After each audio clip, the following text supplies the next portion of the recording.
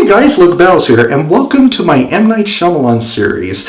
I'm going to be reviewing each and every single feature-length film that he has written and directed leading up to Glass, coming out of January 18th of next year. The first film that I'm going to be reviewing in my M. Night Shyamalan series of reviews is going to be The Sixth Sense, starring Bruce Willis and Joel Osment. But before we get into the review, let me give you my brief history with M. Night Shyamalan and his filmography. The first film of his that I saw, as far as my memory goes, was The Last Airbender. And yes, that is a terrible film, and not a really good film to start learning more or watching more of a director's filmography. But it was the first film of his that I watched, and I didn't even know back then that M. Night Shyamalan did that film, directed and written that film. And I didn't watch any other of his films after that until Split from last year, which I did a review for because I saw it in theaters and did a review for it. And then after that, a year later last year or earlier this year, I watched two of his early films. The film I'm about to review, The Sixth Sense, and a film that I will review after this review, Unbreakable. So, two films, his early films, The Sixth Sense and Unbreakable, I thought were really good. So my overall thoughts on M. Night Shyamalan as a writer-director is he's an okay director for me. He's a middle-of-the-pack type of director for me. He's a 50-50 director. He has made some good films, but he's also made some bad films. So you could say that for me, he's an average a director for me when it comes to film. So you can also say that I'm not a big M. Night Shyamalan fan, but I'm also not a big M. Night Shyamalan hater. I don't hate him like most people do back when he was making bad films, some bad films. I thought he had the potential to be a really good director. But based on the films he directed, at least some of them, I wouldn't consider him to be my top 5 directors of all time. I'm not a big fan of his, but I'm also not a big hater of his. I don't hate him, again, like most people do. Now, getting my brief history with M. Night Shyamalan and his filmography out of the way, let's get into The Sixth Sense, or at least my review for The Sixth Sense. So this is a psychological thriller about an 8-year-old boy named Cole Sear, played by Joel Osment, who believes he can see into the world of the dead, and a psychologist named Crowe, played by Bruce Willis, comes to Cole to help him deal with his problem, learning that he can really see ghosts of dead people. Now, this is the second time that I have watched The Sixth Sense. The first time I watched it was either earlier this year or later last year. And I thought it was okay at my first viewing of it. The second viewing of this film, or at least the rewatch that I have of this film, I gotta admit to you, I actually love it. The Sixth Sense is actually one of the best films I've seen in many years.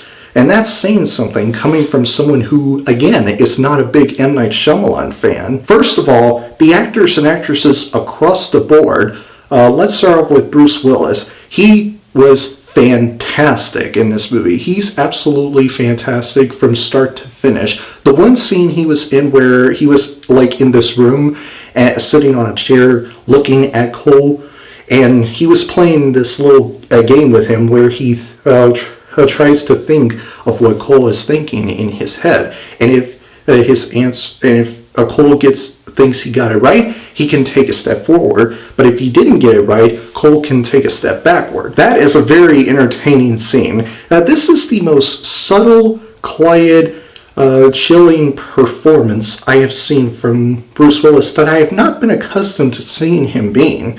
Because for the most part in his career, he's been regarded as a very cool and awesome badass actor, much like in Die Hard, although I still haven't watched Die Hard as of yet. Yeah, I know, take a shot at me if you want to, but for the most part, he's been this very cool badass actor. But this is one of his most, if not the most subtle and quiet performance that he's taken. But then again, this is the role that is made for Bruce Willis. And he absolutely took this role like this is his own and nobody else. And I gotta give Bruce Willis a lot of credit for what he has done with not just his performance, but the role that he's taken that we don't usually accustomed to seeing him play. And let's talk about Haley Joel Osment. This is arguably one of the best child performances I have seen in a very long time. Haley Joel Osment knocked it out of the park, especially as a child actor, because he was very child when this film was filming, and he pulled it off as a child actor, and he really does everything that I thought a child actor could barely get, or at the very least couldn't be able to do. And of course, let's not finish this review without talking about Toni Collette. When I see Toni Collette in this film, I don't really see Toni Collette. I see the character she plays. She plays this character like she's played in real life, like she's a real life person. She plays this single mother who's having a hard time trying to find out what's happening to her son. And the whole story between the two, or the relationship, I should say, between the two, my God, so well executed. As well as the relationship between Bruce Willis's character and Haley Joel Osment's character. And the one scene where Cole, Haley Joel Osment, was telling his mother about her mother, his grandmother, and that scene, oh man, it was so emotional to get through. I mean, it was such a sad yet heartwarming scene to watch. I mean, you could not even tell, especially someone, again, who is not an M. Night Shyamalan fan, you can't tell me that that is not a beautiful scene. And the direction and the writing that M. Night Shyamalan has made in this film are completely off the charts. What he did with his film with his own hands, he pulled them off like no other director could. This is an original film with an original concept that I feel like is so interesting, so well, and this film's execution of that original concept, original premise, is so well executed. But the one thing about The Sixth Sense that stood out to me more than anything else, even more than the twist ending, which I will talk about in just a few minutes, is this film's a way of tackling on very sad and depressing things like sadness, anger, regret, sorrow, despair, so many other sad and depressing things that you can think of what a human being can feel whenever someone passed away. This film went so deep under the surface that a film that most films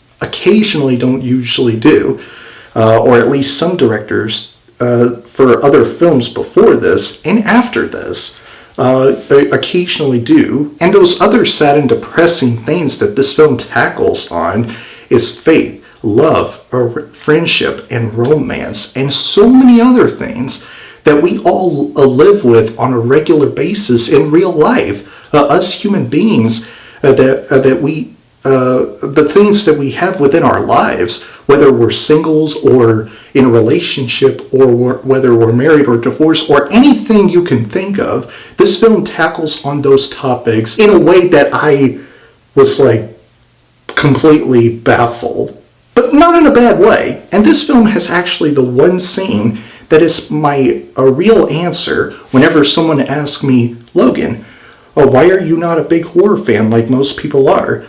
Well, this scene is my reason for why. It's the one scene where this one father was watching a videotape that her daughter recorded of her mother and his wife bringing some food to help feed her. But actually, when you see the food that she was bringing for her daughter, she was actually making her sick.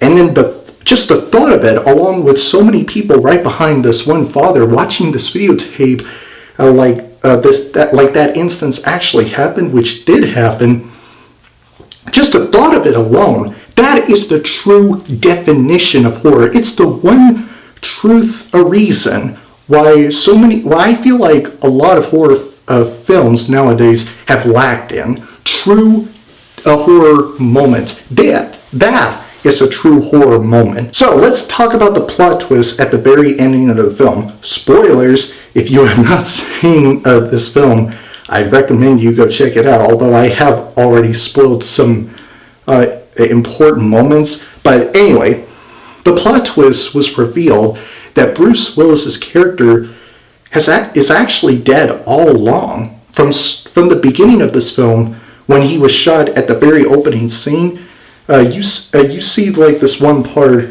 in the middle of the film where Cole had this one line that everybody talks about ever since this film came out, saying, "I see dead people." And when it was showed again, you were like, what? Bruce Willis's character's dead all along? Because there were certain hints that M. Night Shyamalan has made within this film that were actual hints of what's actually to come. And what actually happened at the end blew your mind because of the way that M. Night Shyamalan has executed the story and how the plot twist changes your entire perception of some few things that actually happen. Like the one scene where Bruce Willis' character was sitting on a chair right next to Toni Collette's character. Your eyes may be telling you that he's interacting with her. Or another scene where Bruce Willis was sitting on a chair interacting with his wife on their anniversary dinner night. And you might also say that your eyes are telling you that he's interacting, but in actuality, he's actually not. The film is telling you that the things that have happened, you didn't know actually happened because your eyes were telling you something that the film tells you that it's actually not. Based on the plot twist alone, it changes what your eyes are telling you that some things have been happening. And the level of geniusness that M. Night Shyamalan has brought to the table with this film is absolutely out of this world. Wow, mind-blowing. I was completely mind-blown by how made sense this film actually is based on the very end of the film with the plot twist. Everything made sense when you watch it the second time. I was absolutely blown away by what M. Night Shyamalan did with this film. It was absolutely insane. And I am certainly going to give The Sixth Sense a Platinum Medal of Honor.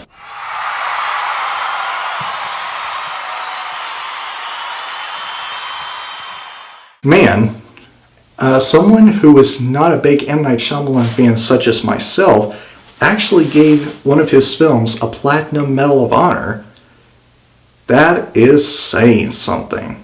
That is so much to say. Anyway guys, that is my review for The Sixth Sense. The next film I will be reviewing in my M. Night Shyamalan series of reviews is going to be Unbreakable, which also stars Bruce Willis and also stars Samuel L. Jackson.